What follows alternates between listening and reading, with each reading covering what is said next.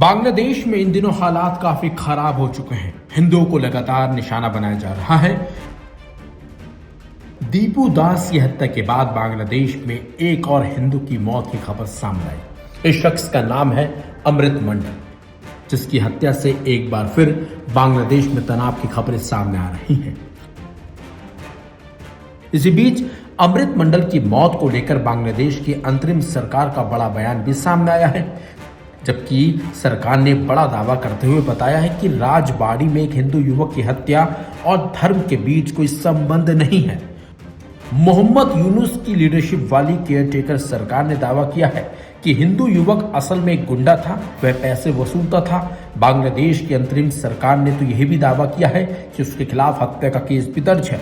बांग्लादेश सरकार का दावा है कि सरकार सभी संबंधित लोगों से जिम्मेदारी से पेश आने की अपील कर रही है और उनसे गुमराह करने वाले, भड़काने वाले और सांप्रदायिक बयान फैलाने से बचने का अनुरोध कर रही है। सरकार कानून और न्याय का राज स्थापित करने के लिए पक्की है।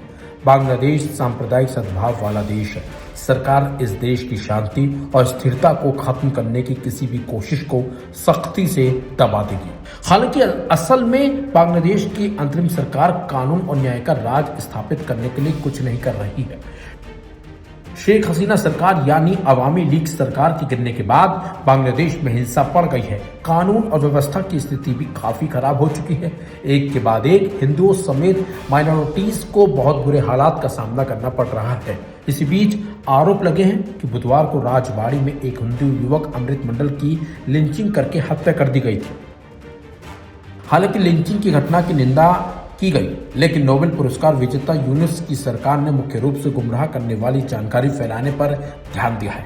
सरकार के बयान में कहा गया है कि सरकार को सोशल मीडिया और अलग अलग मीडिया आउटलेट्स के बारे में पता चला है जो राजबाड़ी के पंक्षा थानार इलाके में बुधवार रात हुई एक दुखद हत्या के बारे में गुमराह करने वाली जानकारी फैला रही है।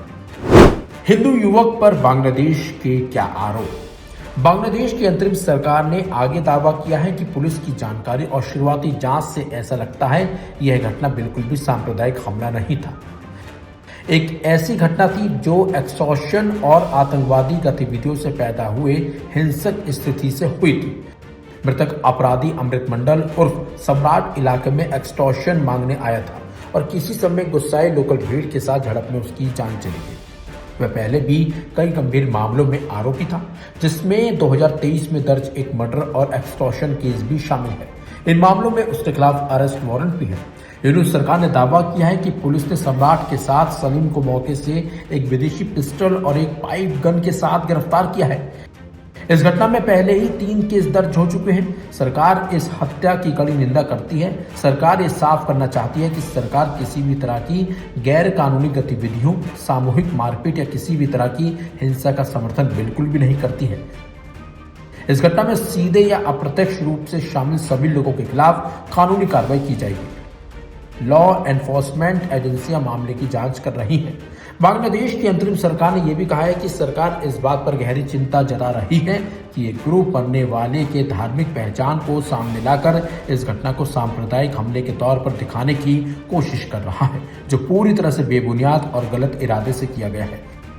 इस तरह का प्रोपेगेंडा सामाजिक मेलजोल को खत्म कर सकता है और कानून व्यवस्था की स्थिति को खराब कर सकता है। यानी कि बांग्लादेश सरकार इस हत्या को हिंदू एंगल से नहीं जोड़ रही है। उसका कहना साफ साफ है कि ये शख्स एक अपराधी था और भीड़ ने इस पर हमला किया, जिसमें इसकी जान चली गई।